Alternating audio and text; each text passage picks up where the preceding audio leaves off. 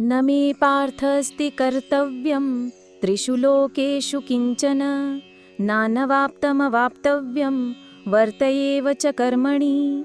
अर्थात, हे पार्थ, तीनों लोकों में मेरे लिए न तो कोई कर्तव्य निर्धारित है और न ही कोई अप्राप्त वस्तु है जिसे प्राप्त करना हो, फिर भी मैं नियत कर्म करने में लगा रहता हूँ। यह श्लोक पिछले श्लोक में दिए गए श्रेष्ठ पुरुष के सिद्धांत को पराकाष्ठा पर ले जाता है, जहाँ कृष्ण स्वयं को उदाहरण के रूप में प्रस्तुत करते हैं। 1. भगवान की स्थिति। कृष्ण अपनी स्थिति स्पष्ट करते हैं।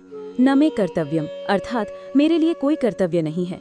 सामान्य मनुष्यों के लिए कर्म करना अनिवार्य होता है ताकि वे मन को शुद्ध कर सकें और अपनी आवश्यकताएं पूरी कर सकें, लेकिन भगवान पूर्ण रूप से शुद्ध और आत्मनिर्भर हैं, इसलिए उन पर कोई कर्तव्य लागू नहीं होता।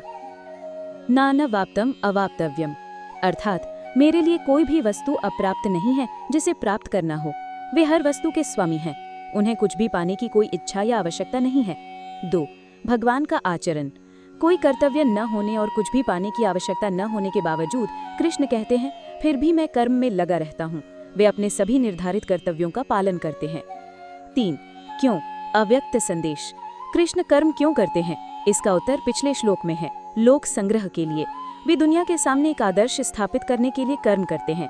यदि भगवान ही आलसी हो जाएं या अपने कर्तव्य का पालन न करें तो पूरी मानवता उनका अनुसरण करके पथ भ्रष्ट हो जाएगी। अर्जुन के लिए संदेश। यह अर्जुन के लिए एक बहुत ही शक्तिशाली तर्क है।